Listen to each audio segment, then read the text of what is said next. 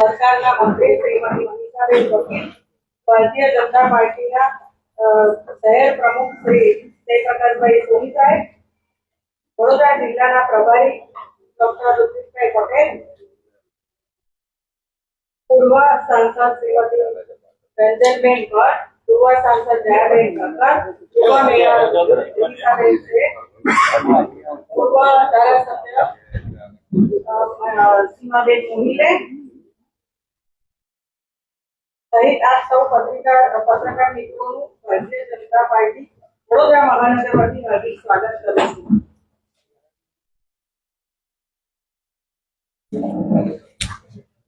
હવે હું ભારતીય જનતા પાર્ટીના ઉર્જાવાન અધ્યક્ષ શ્રી જયપ્રકાશભાઈ સોની સાહેબને એમની વાત રજૂ કરવા માટે. સૌને નમસ્કાર. સૌપ્રથમ તો ટૂંકી નોટિસમાં પત્રકાર વાર્તામાં પધારેલા સૌ પત્રકાર મિત્રો, ફોટોગ્રાફર, કેમેરામેન સૌનું હૃદયથી ભારતીય જનતા પાર્ટી વડોદરા મહાનગર વતી હાર્દિક સ્વાગત કરું છું. આ પત્રકાર પરિષદમાં સૌની વચ્ચે ઉપસ્થિત શહેર વિધાનસભાના લોકપ્રિય ધારાસભ્ય અને ગુજરાત સરકારના મંત્રી એવા શ્રીમતી મનીષાબેન વકીલ, સાથે વડોદરા જિલ્લાના પ્રભારી અને પૂર્વમાં યુવા મોરચાનો જેમને કમાન સંભાળ્યું એવા ઉર્જાવાન ડોક્ટર ઋત્વિકભાઈ પટેલ, પૂર્વ સાંસદ એવા શ્રીમતી રંજનબેન, પૂર્વ ધારાસભ્ય શ્રીમતી સીમાબેન, પૂર્વ સાંસદ એવા જયાબેન, પૂર્વ મેયર જિગીશાબેન, પૂર્વ ગુજરાત સરકારના મંત્રી, પૂર્વ ધારાસભ્ય અને પૂર્વ શહેર પ્રમુખ એવા જીતેન્દ્રભાઈ સુખડિયા સાહેબ, સૌ ઉપસ્થિત કાર્યકર્તાઓ, શહેરના મહામંત્રીશ્રીઓ અને આ પત્રકાર મિત્રો, 2 દિવસ પહેલા જે રીતે લોકસભાનું પાર્લામેન્ટ સેશન, સ્પેશિયલ સેશન બોલાવવામાં આવ્યું હતું અને ખાસ કરીને ભારતની જે અડધી આબાદી છે એવી નારી શક્તિને સશક્તિકરણ કરવા માટે આદરણીય માનનીય નરેન્દ્રભાઈ જે વિઝન લઈને ચાલતા હતા કે જ્યારે આપણે વિકસિત ભારત બનાવવું છે, ભારતને સમર્થ બનાવવું છે, આઝાદીના 100 વર્ષ પૂર્ણ થાય એટલે કે 2047 સુધી વિકસિત ભારત 2047 જ્યારે સંકલ્પ લઈને ચાલી રહ્યા છે, ત્યારે નારી શક્તિને વધુ મજબૂત બનાવવા માટે પાર્લામેન્ટમાં અને વિધાનસભામાં એમને 33% આરક્ષણ મળે એવા પ્રકારનો બંધારણમાં સુધારો કરવાની આવશ્યકતા હતી.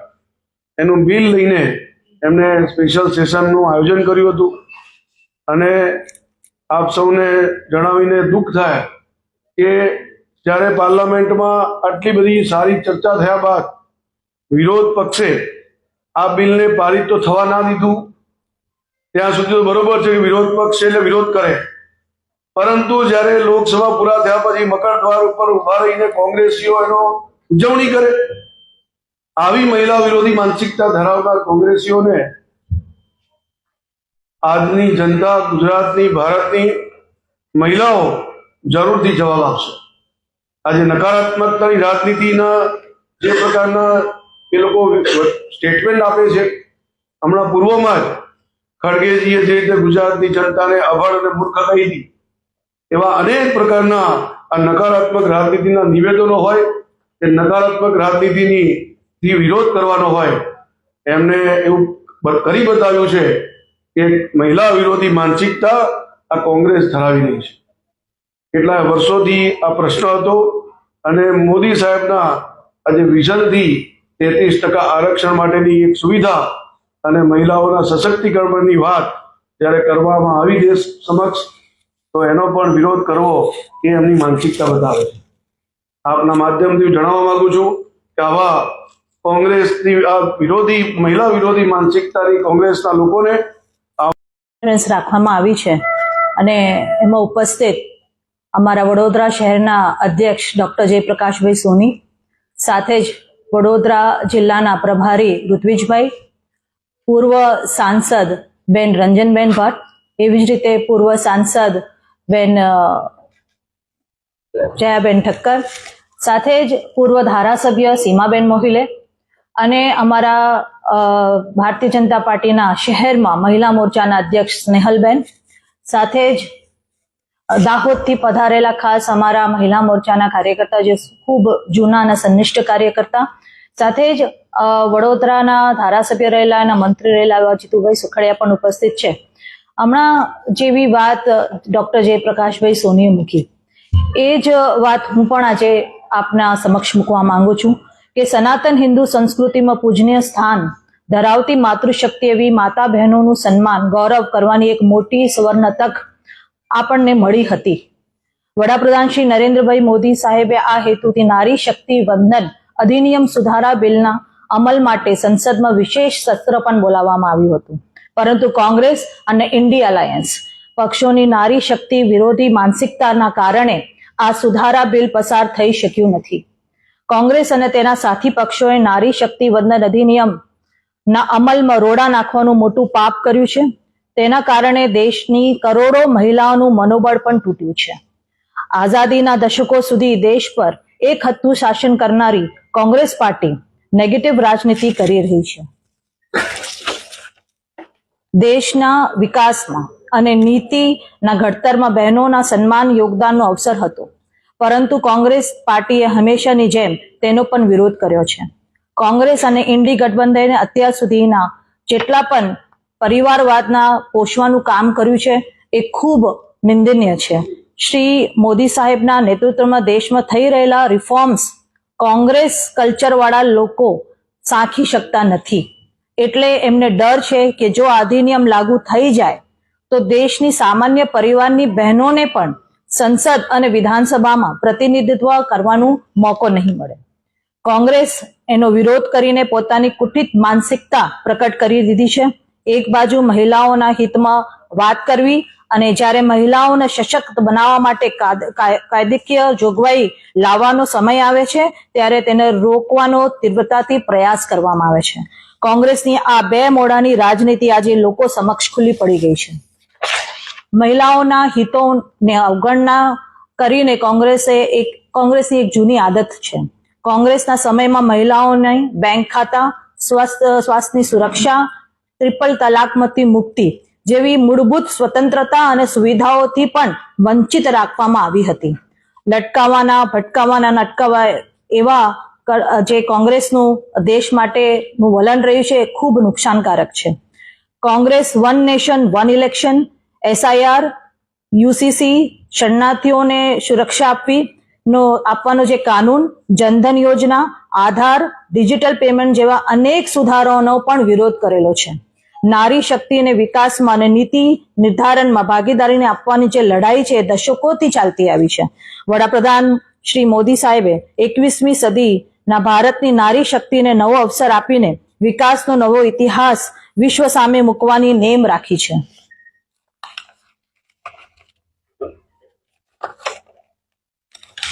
એમને સંસદમાં ડંકાની ચોટ પર કહેલું કે આ અધિનિયમ લાગુ કરવાનો નિર્ણય એ રાજકીય નહીં પરંતુ રાષ્ટ્રીય નિર્ણય છે અને એનો હકદાર કોઈ એક નહીં, બધા જ પક્ષો હશે. આ બિલ માત્ર એક કાયદો નહોતો, પરંતુ દેશની અડધોઅડધ વસ્તીની પ્રતિનિધિત્વ કરતી નારી શક્તિને સત્તામાં 33% અનામત આપીને તેમને સશક્તિકરણ તરફનું એક નક્કર કદમ હતું. આજે કોંગ્રેસ સહિત જે પક્ષો તેનો વિરોધ કરે છે તે જ પક્ષો ચૂંટણીઓમાં મત મેળવવાના એક માત્ર મત ઇરાદાથી અગાઉ એનું સમર્થન કર્યું હતું. એક બાજુ કોંગ્રેસ એમ કહે છે કે 2023ના બિલના સમર્થન આપવા માટે તે તૈયાર છે, બીજી બાજુ એવી વાત કરે છે તેને ડિલિમિટેશન અને તેની પ્રક્રિયામાં વિશ્વાસ નથી. 2023ના બિલમાં સીમાંકન બાદ કાયદાના અમલનો સ્પષ્ટ ઉલ્લેખ પણ છે.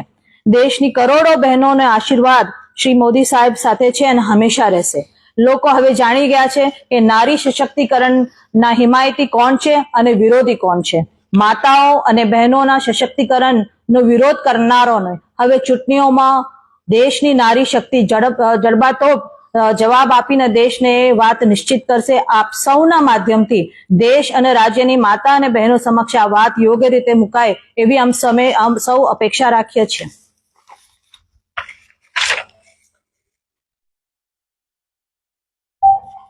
મેડમ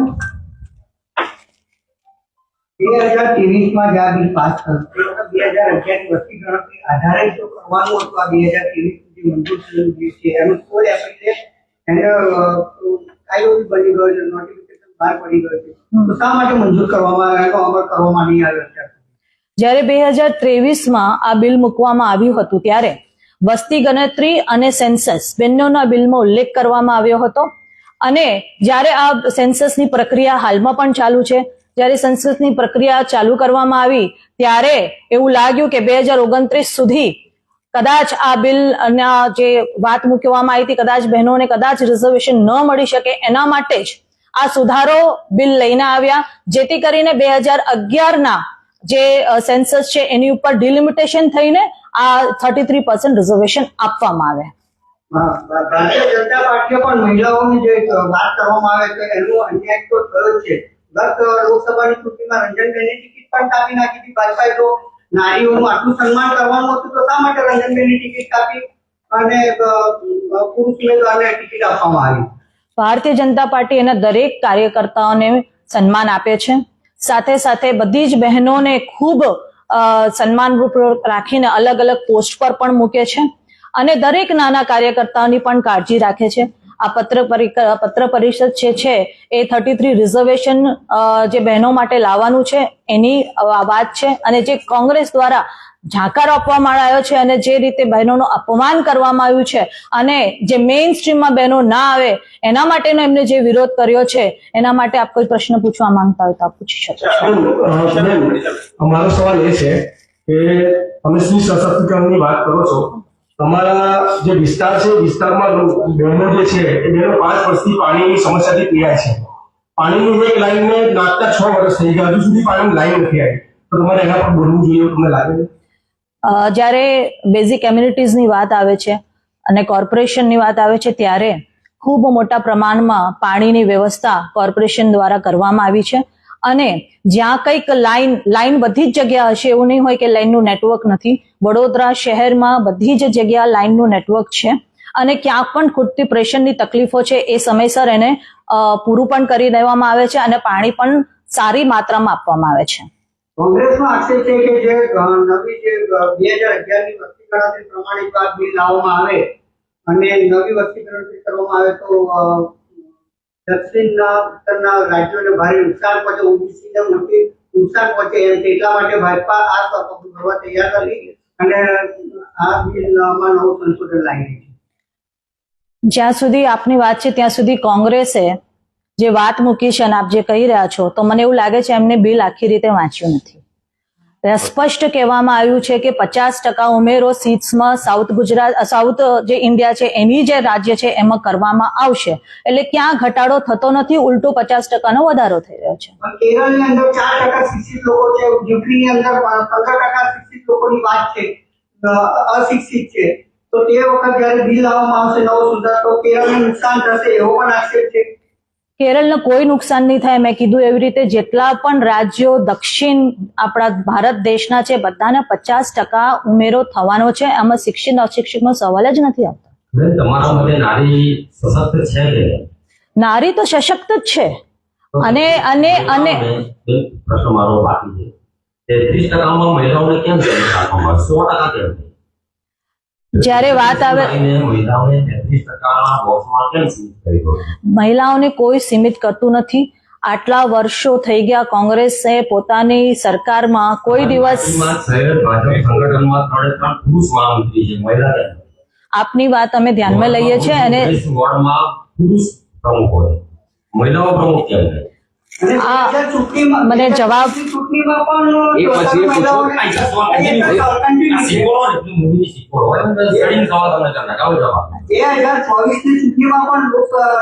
ચૂંટણીમાં તમે મહિલાઓને જેટલી બેઠકો મળવી જોઈએ તો તમે મહિલાઓનું સન્માન કરવાની વાત હતી તો કેમ બધી સીટો દેખાડી 33%? આ 33%નો જે નિયમ છે એ માત્ર ભારતીય જનતા પાર્ટી માટે નથી, એ કોંગ્રેસ માટે પણ છે કે બીજા વિપક્ષી પાર્ટીઓ માટે પણ છે. અને જ્યારે આ 33% રિઝર્વેશન આવશે તો જે એની માત્રા છે, જે બહેનોને આગળ આવવું જોઈએ અને નીતિ બનાવવામાં પણ ભાગીદાર બનવું જોઈએ સરકારમાં, એ સ્પષ્ટ રીતે થઈ જશે. અને રહી વાત આપની વાત કે ક્યાં સંગઠનમાં કેમ નથી સમાવેશ થતો, તો બધું જ ધ્યાનમાં રાખવામાં આવેલું છે. અને જ્યાં અમારી તો એક સિસ્ટમ હોય છે કે ભારતીય જનતા પાર્ટીની જ્યારે વોર્ડમાં પણ એક બોડી બનતી હોય છે ત્યારે એના સહી પ્રમાણમાં બહેનોને પણ એમાં પોસ્ટ આપવામાં આવે છે. 16ની ટીમ હોય તો લગભગ 4 થી 5 સુધીમાં અમે એને પોસ્ટમાં, હા, આપણી 33% અમારા સંગઠનમાં પણ છે જ. 33% છે જ. અમારે લગભગ 14 છે. 50 કરોડ જ આપણી પોપ્યુલેશન હતી દેશની, હવે 140 કરોડ થઈ ગઈ છે. તો આપણે એ જોવાનું રહે કે સેન્સસ અને ડિલિમિટેશન પછી જ કોઈ કાયદાનો અમલ થતો હોય અને એ કે આજે પ્રેઝન્ટની સિચ્યુએશનમાં તમે 33% માંગો. સેન્સસ અને ડિલિમિટેશન ના જ હતા અને નારી શક્તિ વંદન અધિનિયમના જ બિલ હતા. વિવિધ રાજ્યોમાં ચૂંટણીનો માહોલ છે તેવા સમયે આ મુદ્દો ઉભર્યો છે અને ભારતીય જનતા પાર્ટી દ્વારા આ મુદ્દાને ચૂંટણી એજન્ડા તરીકે યુઝ કરવામાં આવી રહ્યો છે. પરમ દિવસે પણ પત્રકાર પરિષદે આ મુદ્દા પર આજે પણ બિલકુલ એવી વાત નથી કે આ અધિનિયમ જે લાવવામાં આવ્યો છે એ સુધારાનો છે અને આનાથી અત્યારે ઇમિડિયેટ ઇફેક્ટ કોઈ પણ ઇલેક્શનમાં પડવાનો નથી. અને બીજી વસ્તુ, જ્યારે 33% રિઝર્વેશન આવે છે કોઈ એક પાર્ટીનો ફાયદો થવાનો નથી. જેટલી પણ નેશનલ પાર્ટીઝ છે કે જે રિજનલ પાર્ટીઝ છે એ બધાને જ આનો ફાયદો થવાનો છે કે બધા સહી માત્રામાં બહેનો બધે જ હોવાની છે, તો બધી જ પાર્ટીનો આનો ફાયદો થવાનો છે, કોઈ સિંગલ પાર્ટીનો તો થવાનો નથી.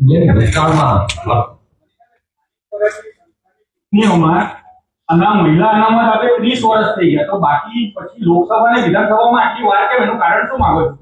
આનો કાયદો પસાર કરવો પડે અને કાયદો પસાર થયા પછી જ આ લો બનતો હોય છે. એટલે આ એક જે જરૂરિયાત પ્રમાણે જે થવું જોઈએ એ પ્રક્રિયામાંથી આપણે બધાએ આ પસાર કરવું જ પડે.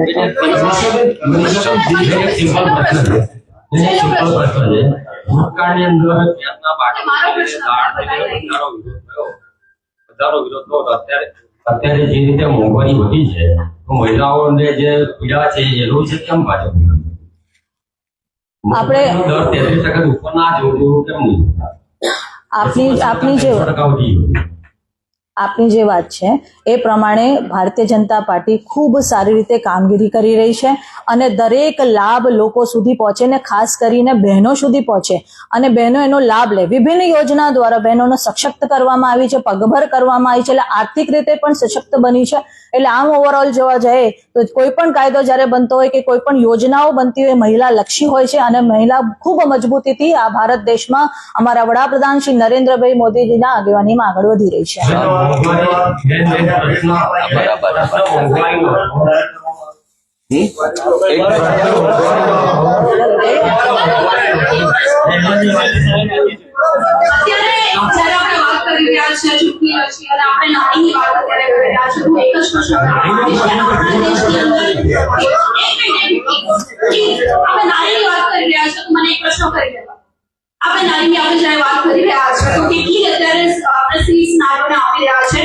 ઓલ ઓવર ઇન્ડિયાની વાત કરવા માંગીશ. કેટલા આપણે અત્યારે પાર્લામેન્ટની મેમ્બર ઓફ પાર્લામેન્ટની વાત કરું, MLAs ની વાત કરું, કોર્પોરેશનમાં હું વાત કરું, કેટલી શિક્ષિત મહિલાઓને આપણે ટિકિટ ફાળવીએ છીએ, કેટલા ટકા મહિલાઓ અત્યારે ત્યાં બેસે છે, કેટલી મહિલાઓ એવી પણ છે જેમને હું જ્યારે પ્રશ્ન પૂછું છું ત્યારે જવાબ આપતા પણ નથી આવડતું ને એમને પણ આપણે ટિકિટ કેટલીક વખત આપી દેતા હોઈએ છીએ. તો એવી ઘણી બધી મહિલાઓ છે જે સશક્ત છે, એમને આગળ કેમ નથી આવ્યા?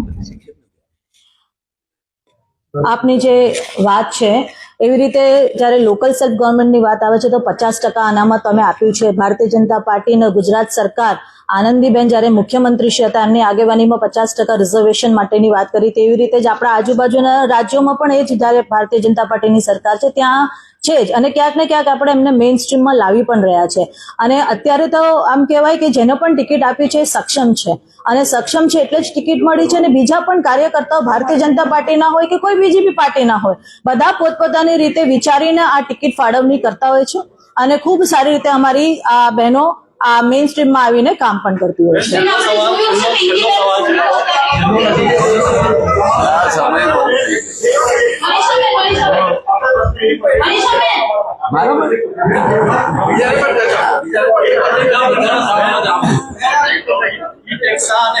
એજન્સી છે જે મહિલાઓ માટે સર્વે કરતી હોય છે.